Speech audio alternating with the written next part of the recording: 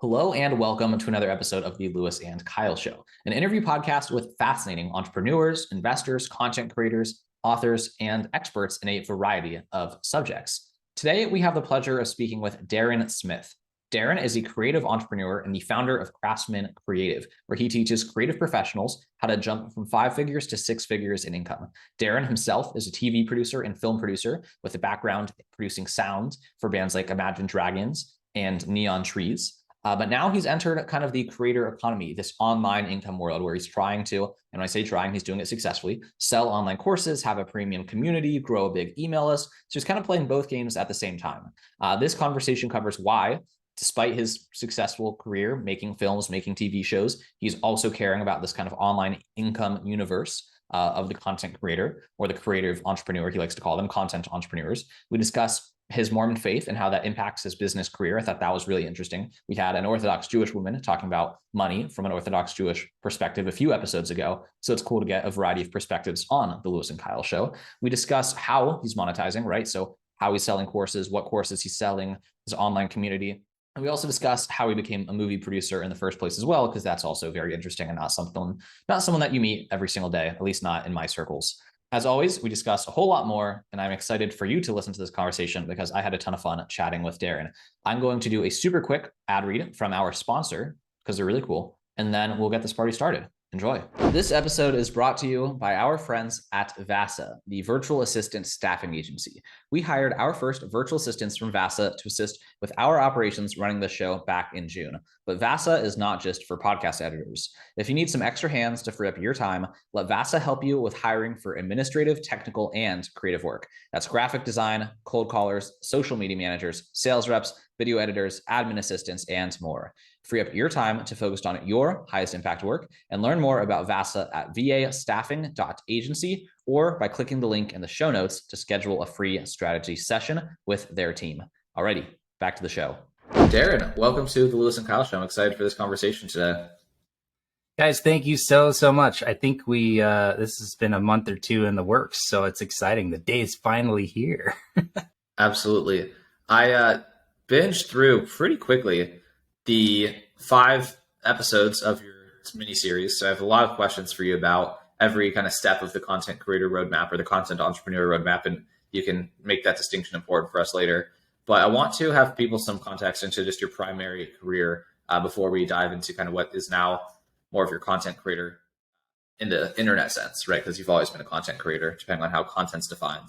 But yeah, one definitely. story you tell in that mini-series is kind of how you had I don't even know what the right way to describe this is, a non-traditional come up in the movie career. Like you basically skipped a lot of the most awful parts that most people like. Just I'm trying to think of a word that's just not a profanity for like just the sucky jobs. We'll go with that. The rite of passage.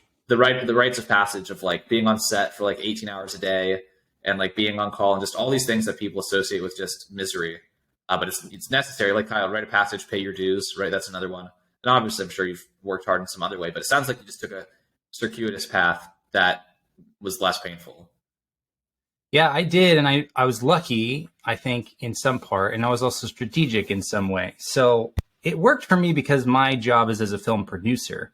And so it's much more like an exchange of value. Like, can you do this thing for me in exchange for this many dollars? As opposed to if you're a crew member, if you're a grip or a gaffer or a camera person or a makeup person or a wardrobe person, you do kind of have to like come up through the ranks and earn your stripes, so to speak. And so I spent a little bit of time. I worked on like 2 or 3 features around 2012, 2013, and looked around and saw all these guys that I was working with. And, you know, I'd gone through a divorce. Half of them had gone through a divorce. Like, this industry is not very family friendly. And then you've got the 12-hour a day work days, plus sometimes an hour on each end traveling home. So I was like, man, I just don't want to be doing 14-hour days. That's not the kind of life work balance that I want. I had a family, I had kids. Like, this isn't going to work. So after like 2 projects, I was like, okay, I'm not going to come up through crew. I do want to be a film producer, but I'm going to divert off the typical path of coming up through production. And then I'm going to start my own business. I'm going to have a production company. I'm going to do the job of a producer. And after a number of years, I should have enough projects as a producer under my belt that I can go back to the film industry and say, hey guys, I'm a producer. Look at all these things I've produced. And that value transaction should balance out to where I got hired. And, like I said, I think it's part strategy, and it's part luck that it worked out the way it did, because I was very strategic as to what kind of connections I was making. I was finding and connecting with directors and executive producers, the people who hire producers, knowing that at some point I was going to come to them and say, hey, I want to be a film producer. If you have those opportunities, send them my way. And it worked out.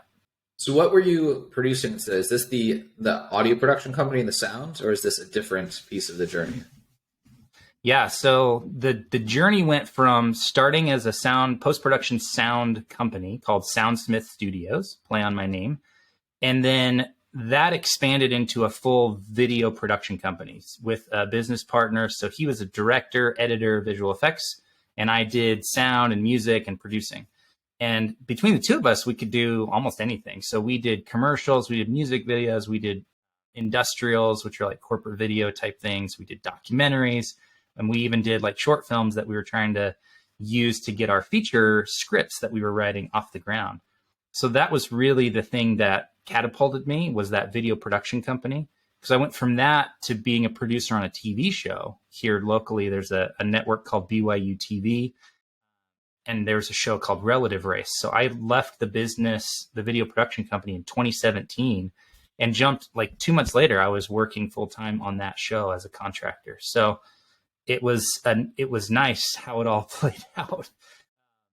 But yeah, I went and did 4 seasons of a TV show, and in between I was producing other documentary projects. I produced a TV pilot, and that experience over about 2 years of doing the TV show was enough to where people were like, oh, this guy's a producer. He knows what he's doing. I want to work with him. I think a lot of people are going to listen to this story and need to have the dots connected for them as to why does someone who's having a film career that sounds to be going well, right, care about this, having an email list and putting out tweets and getting likes. It's like, you're already making movies. Like, was that not the goal? Like, what's motivating and wanting something in addition? Or I don't know, again, it's somewhat hedging, but also, yeah, I'll let you explain it, because I think people are going to need the dots connected for them. Yeah, I'm really glad you are wanting to connect those dots, because it is a confusing one. People look at me and go, I don't understand why you do this.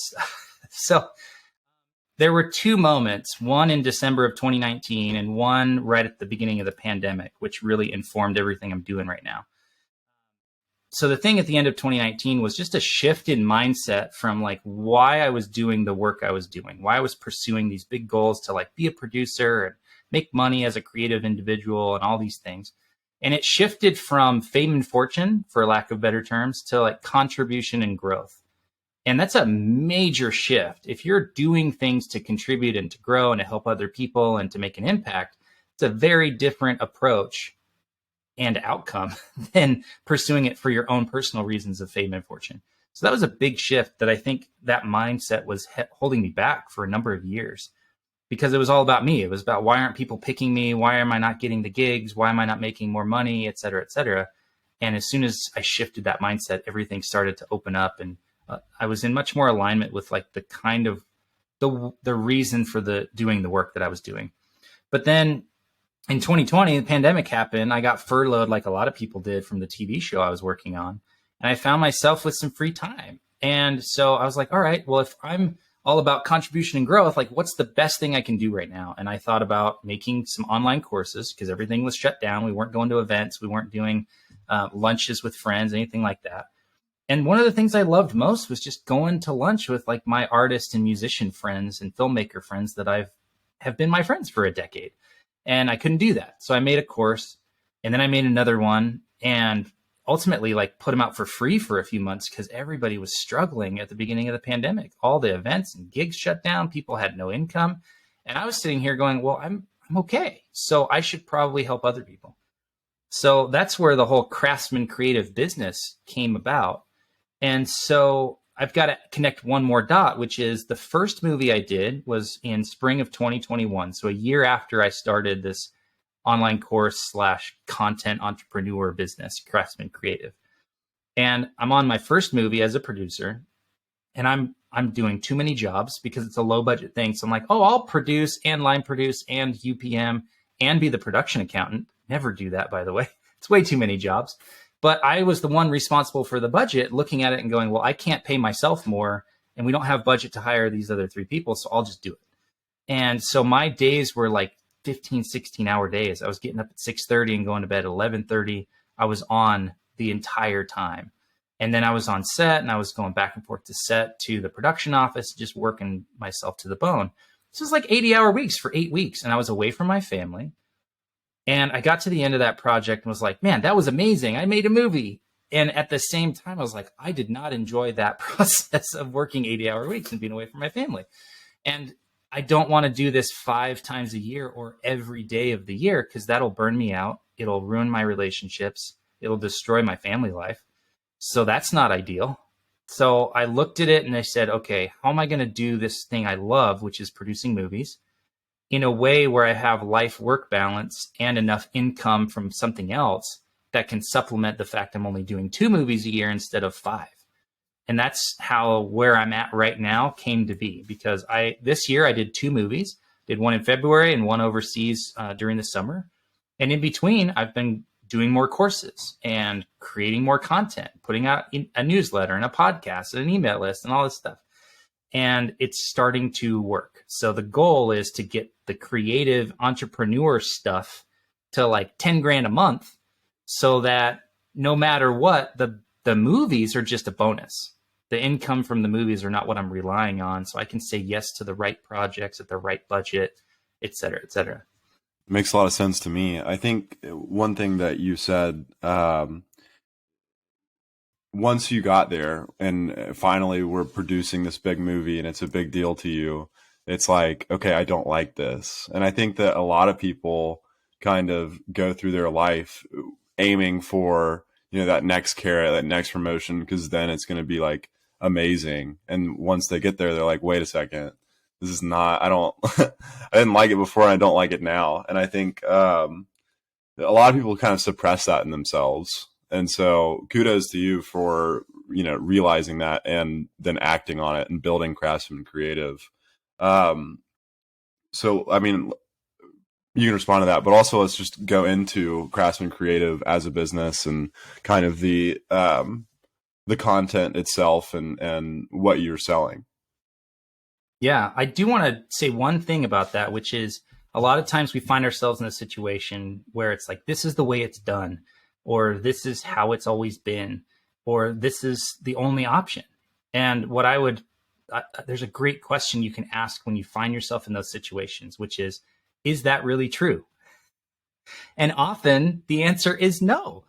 And instead of just saying, well, I can either do it this way or I cannot do it at all, well, you've got this false dichotomy going on, this binary result. And it's like, no, what's a third option?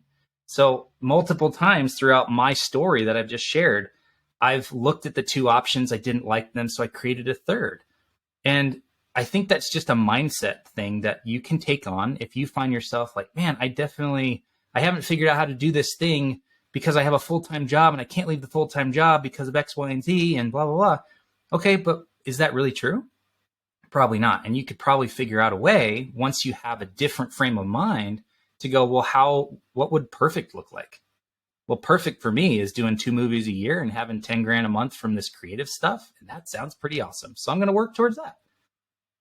So I just definitely wanted to touch on that. If you'll feed me your question again about Craftsman Creative, because I forgot it. But I feel like that's important for people to hear. Yeah, I was listeing to the new Elon Musk interview, and I've fanboyed Elon Musk Which on one's this podcast that? a lot. It just came out. It's like Baron Funds. Was it the AI one between him background. and Steve Jobs? No, Did you see that one? but that sounds cool. Yeah.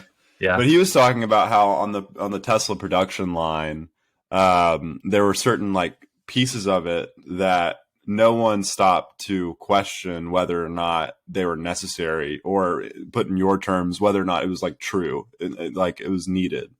And he would find something and he'd call the team that he would ask somebody on the production team to be like, oh, that's for sound and friction or whatever. So he'd call those people and he'd be like, no, that's for the production team.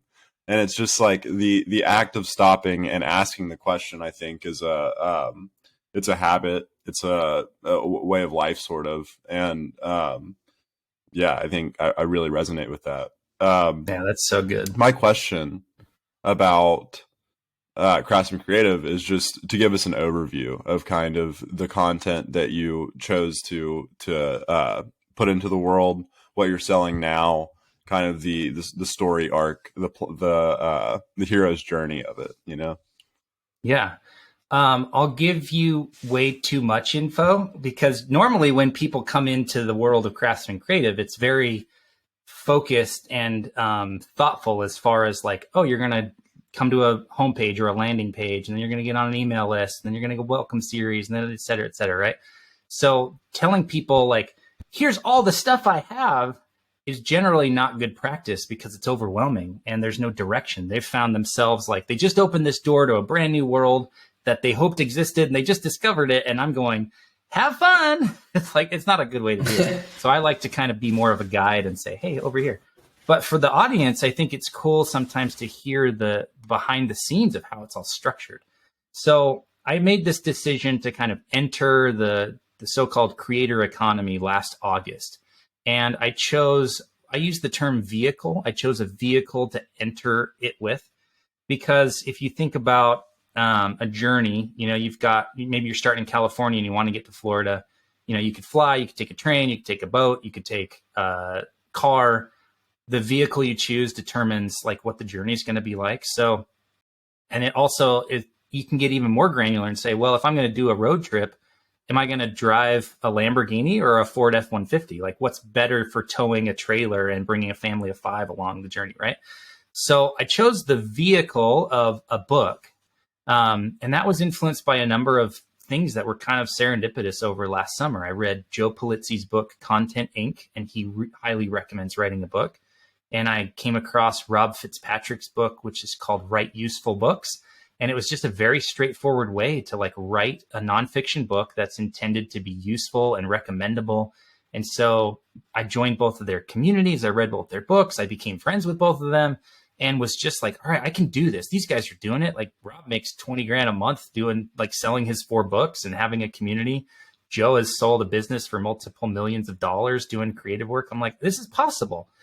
So, and Derek Sivers, who's another author that I love and a guy that I've had a couple conversations with, has this great line in his book, Your Music and People, which is kind of about marketing. And the line is, if you're struggling with how to figure out how to get where you want to go, call the destination and ask for directions.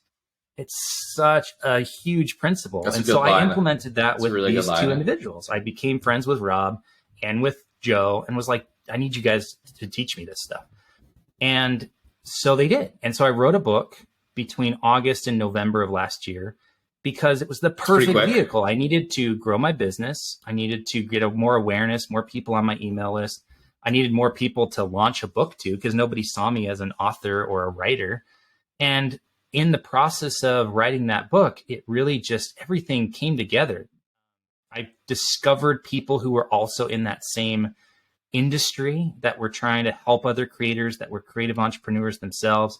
People like Josh Spector and Arvid Kahl and, you know, all these guys, Nicholas Cole and Dickie Bush, the Ship 30 guys, like all of these individuals, like I started connecting with people because I was doing the work day in and day out.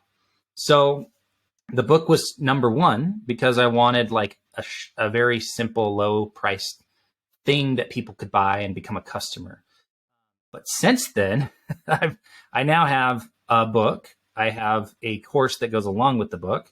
I have a community that supports people who are on that journey that the book is kind of walking people through. I do coaching and business consulting for creative businesses. And I think that's it right now.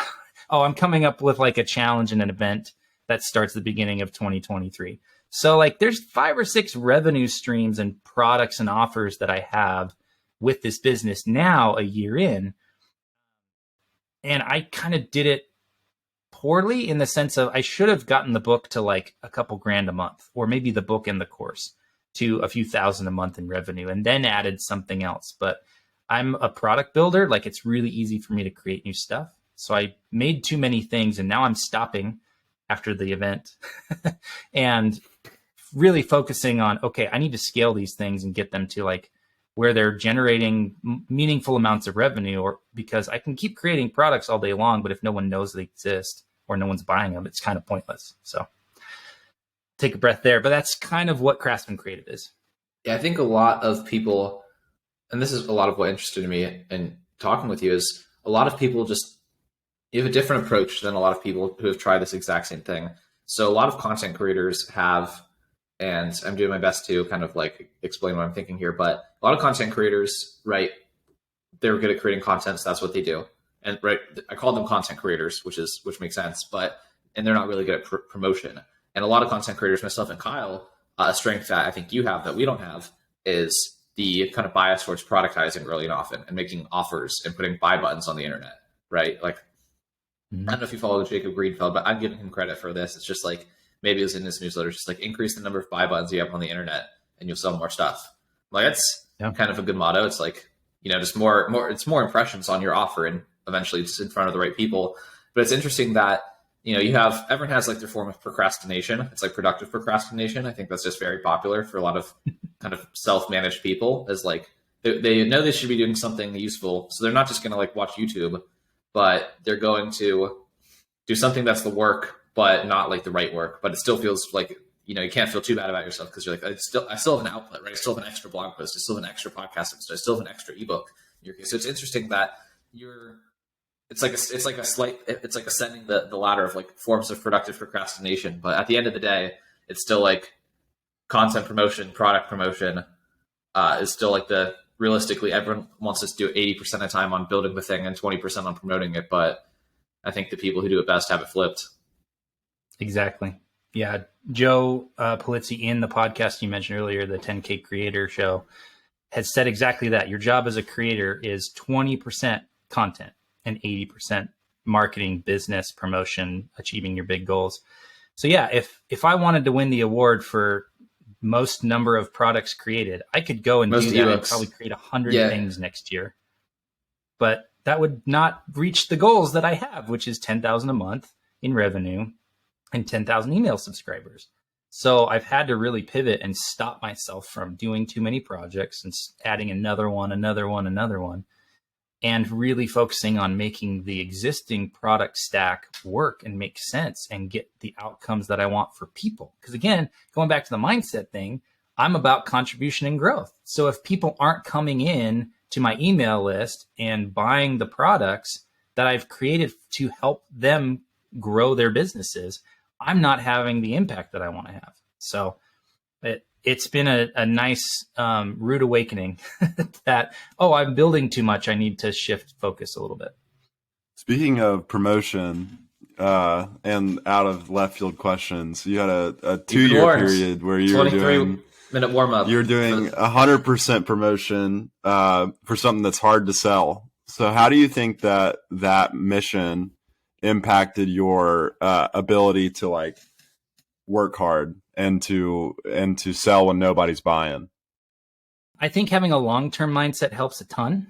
And I keep bringing up this term mindset because for me, it's like the most important thing in creative work is your mindset. Whether you're a film producer or a writer or an author or a YouTube creator or a podcaster or anything like that, right? I think that just is number one. So I bring it up a lot. The thing that has kept me going is because there's little spikes, little sparks of like, there's light at the end of this tunnel if you keep going. Don't give up before it's too early. I think Jack Butcher, who runs Visualize Value, has this great visual, which is like this curve, and it goes exponential after a certain point, but people are always giving up right before it starts to work. And they say, this is pointless, right? I'm giving up. It's been 2 years. I've given everything I have to this, and I'm giving up now. It's like if they had just gone another couple of months or one more project or whatever. I also think in terms of projects. So as a creative individual, like I was looking at this year going, okay, I know I'm doing this one movie in February. At the beginning of the year, I didn't know I was going to do the movie over the summer, but I knew I wanted to do 2 movies this year. So I'm like, okay, that's 4 to 5 months of my year gone. So what are I going to do in the other 5 or 6 months of the year project wise? So I knew I wanted to launch the community and the book. I knew that I wanted to create a podcast. So like, I just think in terms of projects, and then that gives me something to focus on. And I think I've done a better job of getting more strategic with these projects, where I'm bringing in creative partners who have bigger audiences than I do, or I'm building in the marketing into the thing itself, just like good product makers do when you're talking about like SaaS products and stuff. So I don't know, for me, it hasn't been hard, probably because I have this full-time income as a film producer. So this is just, there's no pressure on the Craftsman Creative thing, because it was meant to be a side hustle initially. And then I saw a spark of like, oh, this could be a business. What if I actually tried? So now I'm trying, and I'm, a year in. So I'm, for myself, I've got enough signal so far that this could work, that it is working, that it's going to work, that, it wouldn't be hard to give it another year, but I think it's a mid 6-figure business by the end of next year. So I think you got to give yourself enough time and have like a long-term mindset, and really think in terms of like, all right, I'm going to give this 2 years, not 2 months or 2 weeks, but 2 years to try to make something work. If it comes sooner than that, then great. I was talking about your mission as a member of the LDS church. Like, and how you're selling something that's really hard to sell, which is religion. Sorry if that got mixed up, and we can move on. No, you're good. So. I probably missed that part. I apologize. Okay. The mission thing was amazing. And I attribute a lot of the qualities that I have, talking about mindset, faith, the idea of repentance, right? Which is a spiritual concept of like turning away from what's not working or what's not good and turning towards something that is good. That directly applies to business. Like, the secret to growing a business, the secret to success, is do more of what works and less of what doesn't. That's it. If you do that consistently for a long enough period of time, you're basically guaranteed success. So the mission, it's an interesting thing, right? Because some people approach it with, I'm going to go out and I'm going to convert a lot of people, and I'm going to, baptize 100 people or 50 people or whatever. And they think about it as like a very outcome driven thing. And really a mission is twofold. Like, it's to convert the heart of the missionary into someone who can be a disciple of Christ for their lifetime. That's a very important aspect that I think sometimes gets lost. But you're there to serve, which is you're doing a thing. You can't control other people. You can't control the outcome. So I have friends who went to Russia and baptized 1 person or 0 people, but they're still incredibly faithful, and they look back at their mission as one of the best 2 years of their lives.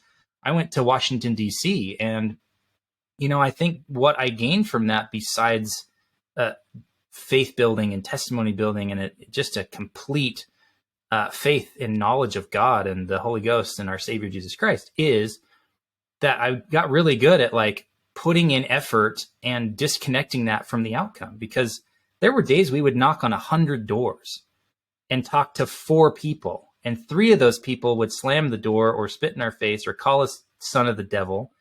And 1 person would be interested in talking to us for a few minutes until they're like, oh, wait, you're Mormons. Bye. Right? So, you get really good at just kind of going through and just saying, it's not about the outcome, it's about the effort. And that's where faith comes in. And so that directly applies to creative work, because you might do it for 2 years and not get any outcome. But if you keep going and you have that faith, it's about your output, and you're just going to get better and better and better at what you do. And at some point it'll work. Did that better answer your question, Kyle? Both of those answers together, I think, will be it'll be funny for the audience to listen to. You answer it like without knowing, and then I don't know, because you kind of said the same thing twice. Just yeah. But no, that was really good. Thank you. Appreciate it. You're the first person in, dozens of podcast interviews that has brought up my mission. And I really, really appreciate it, because I feel that the next iteration of the next book that I write, or the next couple years worth of content, is really kind of tying that into creative work. I look at Ryan Holiday, who's really focused on Stoicism over the last like 5 years or 5 books that he's written. And he's had massive success talking about like Stoic principles. I'm like, okay, well, what if we talked about spiritual principles in the same context of how does it affect your life and your business, and your finances and your career? And so it's something that I'm starting to like an itch I'm starting to scratch. So I'm really glad that it was interesting enough for you to even ask about it. Yeah, Sean nice Curry and Sam Parr, they talk a lot about, and their producer, Ben Wilson, who I invited on this podcast, maybe he'll come on. He's a Mormon, and they talk about how they respect Mormons because of the and I do too, like 2 years of just utter running through mud. I mean, I don't even know how to describe it. That sounds very difficult, and all of them do that, and you did it. And I think that it translates directly to producing and working hard. So it was the first time that I was able to ask that question to somebody who did it. So thanks for answering. Oh, of course. One bit of context for those who may not be familiar is generally you serve your mission as a young man or young woman for 2 years, and it's about 18 months for young women. But you generally serve in your late teens or early 20s. So you leave when you're 18 or 19 and you're back by the time you're 20, 21, 22. I think the latest you can go is like 23 or 24. So it generally happens before you enter the workforce, before you have chosen a career. Like I had 1 year of college before and 3 years after, or 4, I forget how many years I was at college. But like, it informs the work that you do and the career you're going to have in your family life, as opposed to like being an interruption.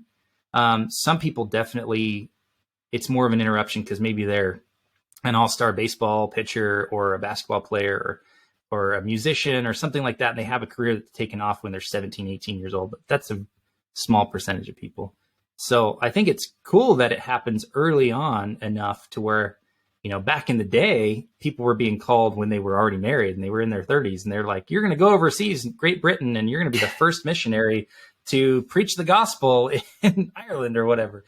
And it's like, that would be hard. I don't know that I would be able to say yes to that right now, drop everything, leave my family and my wife and kids at home and go do a mission. But I'm glad that it happens at that exact phase in life. That's fascinating. And I'm also just kind of smiling here because we just recently published an episode with an Orthodox Jewish woman, and just loving the breadth here on the podcast. We're just covering so much grounds in a different, I don't know if ideology is the right, just religion is the most categorically appropriate term, but we're just covering a lot. And I think I think the point I'd like to communicate is just so interesting to just the, Orthodox Jews. And I think in Mormons, it's just people who are like bought in, right? They're like bought into what they're doing, and it's just better outcomes than the people who kind of like half have a religion and are half bought in. Like, I feel like it's like kind of not a false dichotomy or a true dichotomy, but I've just always kind of, ever since I've like encountered these religions that are all like, it's adhering is like the religion, like, whereas like what I was brought up with Reform Judaism is like a branch of just like, pick what like makes sense to you. And yeah, I didn't have the best like sense of how the world worked at 11 years old. And I was like, I don't really know how to pick which of these rules are silly and which of them are actually have like a deeper benefit. And I was smart enough to know that like I wasn't smart enough to choose my own adventure too effectively. And so it's always interesting to see just the patterns. Yeah, it's so cool. I'm sitting here kind of reflecting a little bit because like I said, the first time this has been brought up on a podcast interview. And I was thinking to myself, like, I don't think people would know that I'm a member of the Church of Jesus Christ of Latter-day Saints based on my content. It's not in my welcome series. It's not on my Twitter profile. It's not like anywhere public. Maybe on Instagram, I think I have that in my bio, but like, that's probably your something LinkedIn. I need to think about. Oh, it's on LinkedIn. It's all over. It's on your LinkedIn. BYU. I mean, good. You have to have a few pieces of information to kind of deduce it. Yeah. But yeah. But it's, you bring up other religions and other faiths, and like my guess is that a faith in a higher power or a God is one of the most universal things that we could talk about with people.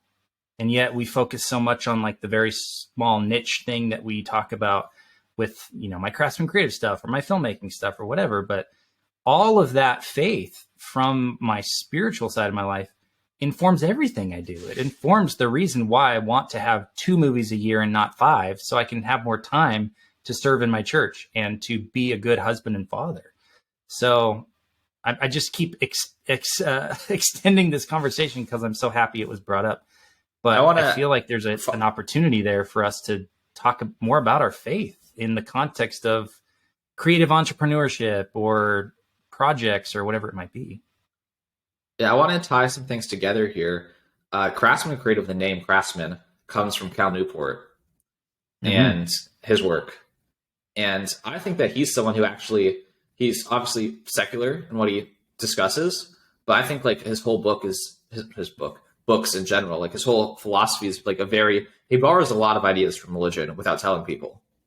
And I think that's why a lot of it's very effective. I don't know if you've like had the same thought or anything else, but yeah, it's like riff on Cal Newport and what his kind of where the Craftsman, because I think like a lot of he's very focused on rituals. He's again very focused on mindset, very focused on belief patterns, and very focused on the importance of just basically he just takes again the common themes of the common religious advice that works for people and just does it without any branding. And that's why I think why he's reached so many people. Yeah, if you're trying to tell my origin story, the spider bite is me writing or reading "So Good They Can't Ignore You" by Cal Newport, because it came. I think I read it around 2014 or 15, pretty soon after it came out. I don't have the exact dates. I should get those, but that book was one of the very I first. Yeah, it was one of the very first like business books that I read that resonated in such a way where it changed the way that I think about creative work. Because I was very much on the opposite side of what he promotes, which is like the passion-led or passion-first thing. Like, if you want to get better at your art, do more art. If you want to figure out what your passion is, like try a lot of things and blah, blah, blah. As soon as he talked about this outcome-based approach, the craftsman approach or craftsman mindset, I highlighted that, circled it, underlined it, cut it out, put it on my wall. Like it was like a beam of light came down and was like, oh, this is it. Like it was a pivotal moment in my career. And so when I was thinking about the name for my business, I immediately gravitated to Craftsman because it embodied the mindset and so many other things. And there was a little bit of context there for those that had read Cal Newport's book, right? But tying back to what we were just talking about, like Christ was a carpenter. Like there's some imagery there or some subtext there that I think is cool as well.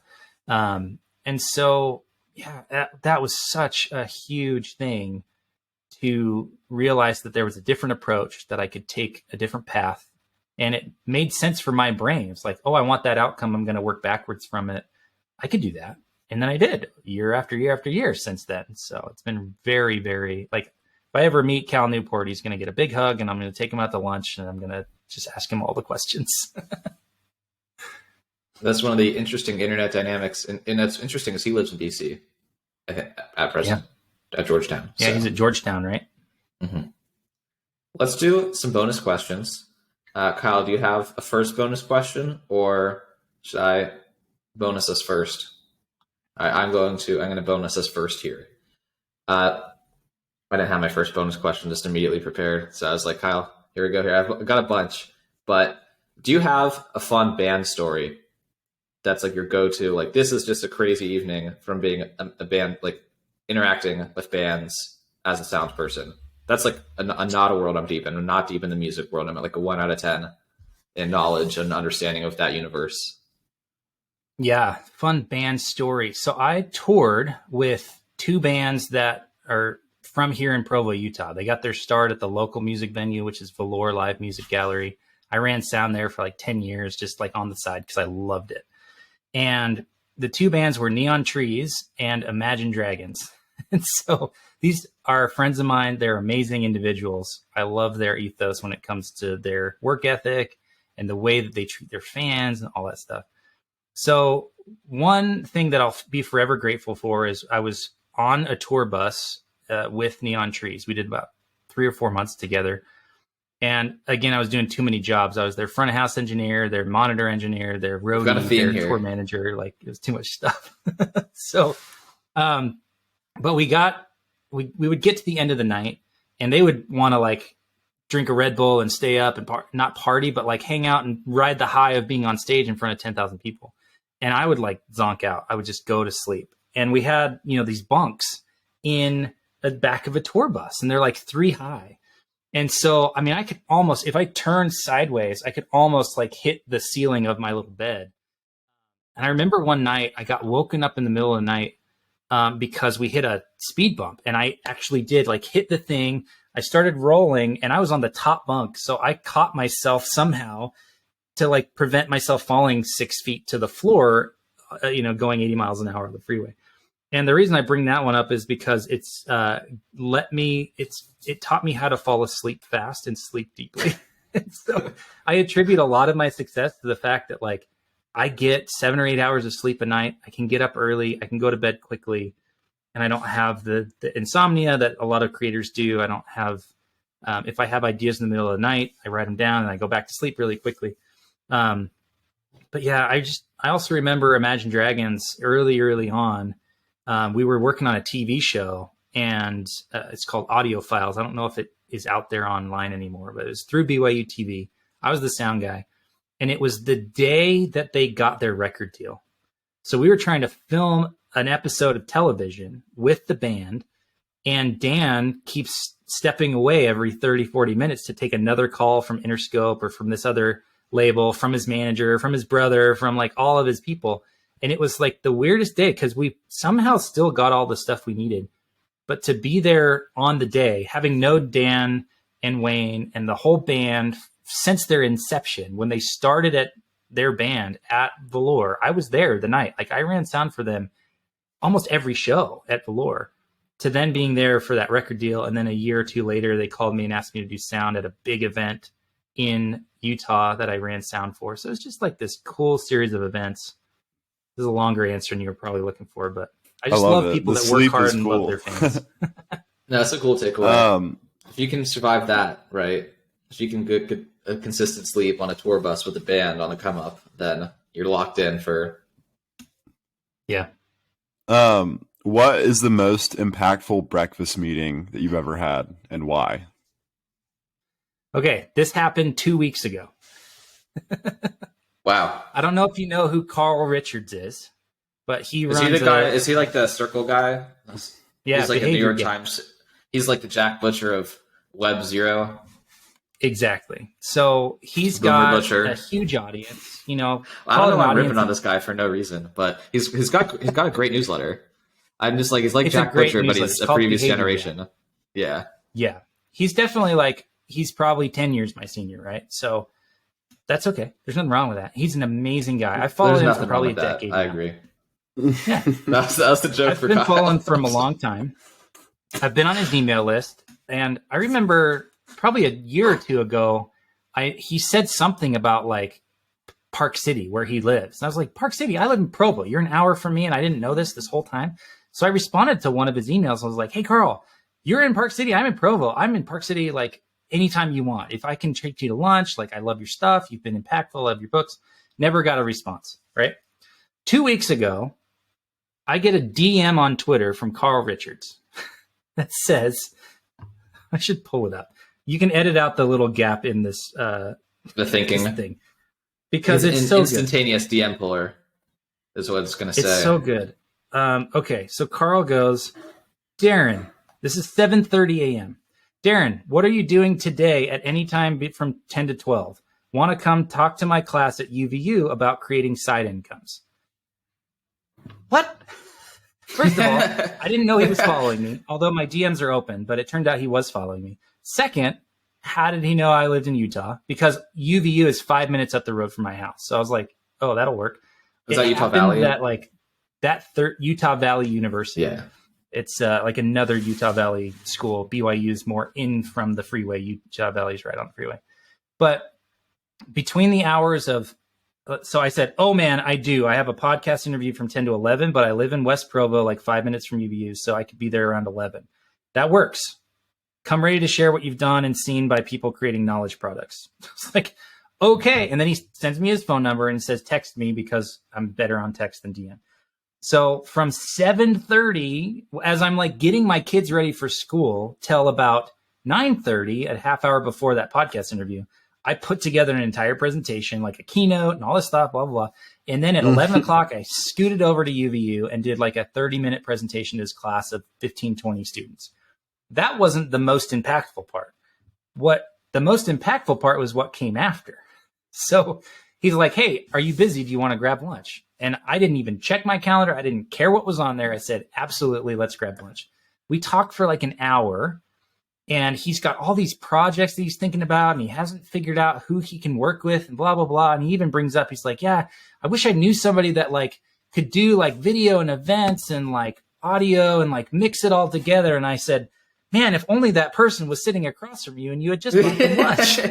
Because like I was the exact person that he was looking for all of these projects that he had wanted to do and didn't know how to get started. So since then, we've had like 3 or 4 conversations.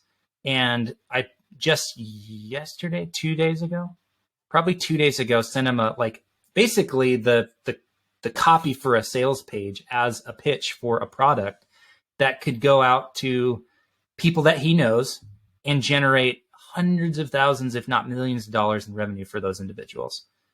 And that's a partnership with Carl Richards that could happen if any of these people say yes. I'm trying to be strategically nebulous or vague about what it is.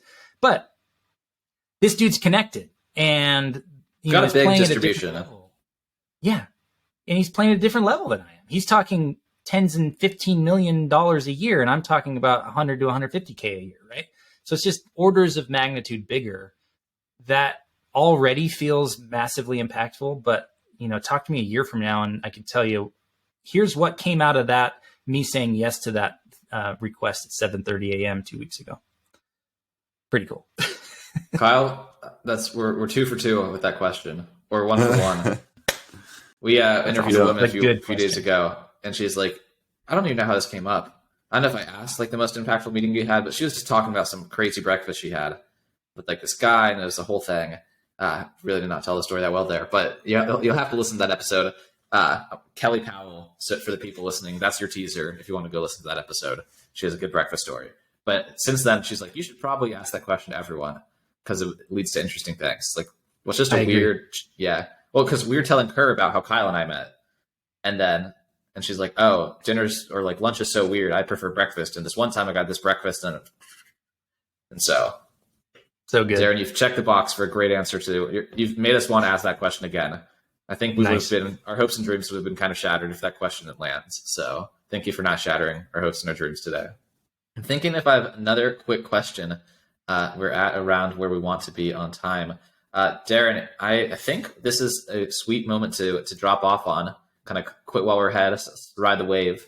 You have a lot of products. You have you've simplified the way to keep in touch with you. I know email is always the ultimate win, but you're on Twitter, you have websites. What would you like to say to the people who want more from Daren? Yeah, well, what I would say is depending on when this comes out, I've got a really exciting event coming out in January, which is kind of like a 10K creator challenge. I don't have a name for it yet. That might be the name for it. So you're catching me a little early in the process, but the best thing to do is to go over to craftsmancreative.co and sign up for my email list, because then you have my email and you can reply anytime. And I reply to every email. And so whatever you're working on right now, I would love to know like what you're struggling with, how I can help you. And what I do with that welcome email is every single person that replies, I give them some recommendation, some reference, some link, something that says, this will help you right now as you are now coming into Craftsman Creative world and exploring and seeing and doing deep dives and going down rabbit holes. I love giving people like, here's the next first step for you. Like start right here. So do that. Sign up for my email list. Just go to craftsmancreative.co. It's free. And then I send out a weekly newsletter that'll give you more info on like what I'm working on now and the behind the scenes of how to build a creative business to 6 figures. That's really what the newsletter's about. And we can take it from there. So that's what people should do. Awesome. And I will plug for you the podcast miniseries with Joe Paluzzi. I for whatever reason, the way that content is structured worked really well for me. I was just able to binge right through it. It's really well sectioned. It's like how to get from 0 to 500, how to get from 500 to 1,000, how to get from 1,000 to 1,500, and so on and so forth. So if you are someone who just was listening to this conversation because you thought it was interesting, that's one thing. But if you are an aspiring creative entrepreneur, that series is literally designed just for that. So I encourage people to check that out. But Daren, thank you so much for your time today. Appreciate you reaching out. I'm glad we were connected. Me too. I would love to do it again sometime. So thanks for the amazing questions. And I'm going to go and journal a little bit because I've got new ideas that came from this conversation. So thank you. And yeah, this was awesome. Appreciate you guys giving me the invite. And that wraps up our conversation with Daren Smith, another fun one. My 3 takeaways are, number one, something that Lewis said that was brought on by Daren, is just put more buy boxes on the internet. The productization, which is something that Lewis and I are horrible at, is just important to be able to make money. Like, if you do it enough and put enough buy boxes, you will do well. Got to get in front of people and make offers at the end of the day. Mm-hmm. Shout out Jack's Kirchis. I say both. I still don't know which one's right, to be honest. Talk to the dude every day.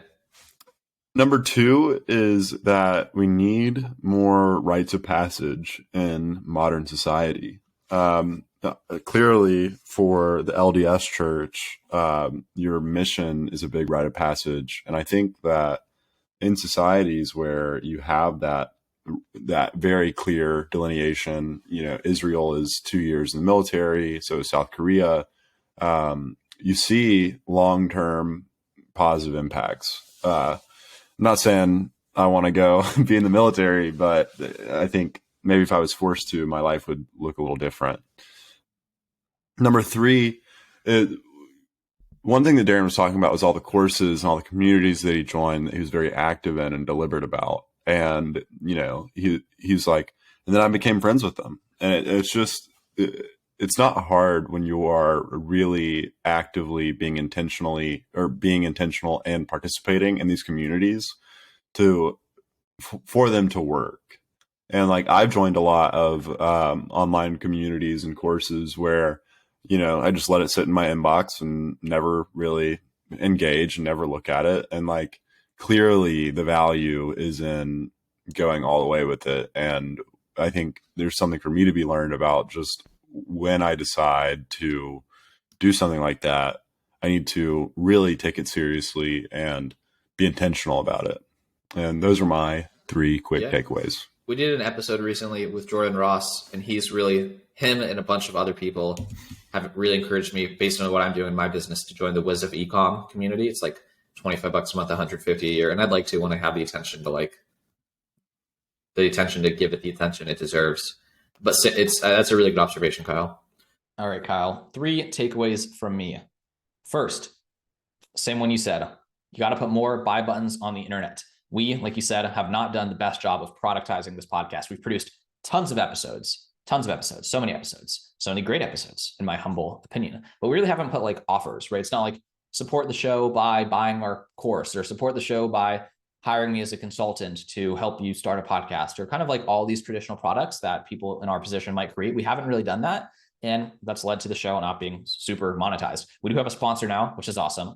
But there's also ways we could sell directly to the listeners, which a lot of podcasters do by selling whatever it is that they do, rather than just recommending an additional product or service, either to be paid to do that or on kind of a revenue profit share basis. Either way, the more buy buttons you put on the internet, the greater surface area you have for luck, and the higher the probability that someone will end up giving you money for something. And Daren is not messing around when it comes to putting those buttons on the internet. That being said, takeaway number 2 is that we like making podcasts. Daren likes making products. But if you want your stuff to grow, you got to promote it like crazy, like 80% on promotion, not 80% on production. And I did an episode, again, I've kind of lost track of what's going to get published in what order, but there's one that either was recently published, is going to be published soon, with Farzad Rashidi. He has a company called Respana, and it's like helps people promote the hell out of their content, build backlinks to their blogs, get on other podcasts to discuss their books, things like that. And he ranks number 1 on Google for like 1 million things and gets so much organic impressions now because he spent so much time promoting his content that now it actually promotes itself. Anyway, points being, it's cool to make podcasts, it's cool to write ebooks, it's cool to film courses, But if you want to make money, and again, be a creative entrepreneur, a content entrepreneur, someone who's doing this strategically to make money rather than someone who's just following their passion and putting stuff out there for the sake of putting it out there, promotion is what matters a lot. Everything matters, but that matters a lot, to be specific. Third takeaway, and then we'll be out of here. Very, very deliberate and reflective. That is how I would describe it. Daren has A+ in self-awareness. He's in multiple stories talking about pausing and reflecting and being like, is this what I want? Is this true? Where am I having hidden assumptions that are preventing me from getting the outcomes that I want? Is this the best use of my time? Based on what I'm good at, should I be doing this? And I think we can all learn something from how self-aware Daren is. And literally, it's as simple as pausing and asking yourself questions. Some people would call that journaling. You've probably heard of that before. It's really useful for building self-awareness. I'm also told very often that this is one of my superpowers. Maybe that sounds cringy, maybe not. Who cares? If you listen to this podcast, you probably don't think that sounds cringy. If you've made it all the way to the far end of this episode, that's it. Be self-aware. That helps people lead to better outcomes. Better decisions come from more information, right? Data-driven decisions where you are the data, you are the information. Self-awareness just means you have lots of data about yourself and you're making good data-informed decisions. That's it for this episode. Thank you so much for listening. Please say hey to Daren. Let him know that you listened to this episode. Let him know that you like the Lewis and Kyle show. Let him know that his idea is really interesting. He's easy to find on Twitter, easy to find on LinkedIn. Check out his book if you want more long form content. And make sure, if you like the Lewis and Kyle show, you subscribe. That way you are the first to know about new episodes besides me and the editor and the people who make them. You're the first listener. You're going to know really soon, like so quickly, like right away when episodes are published. Anyway, I'm starting to ramble and you probably want to listen to something else. Maybe it's another episode of my show. Maybe it's something else. Anyway, I'm done. Thank you so much for listening. Grateful as always for your time. And I'll see you in the next one. Bye-bye.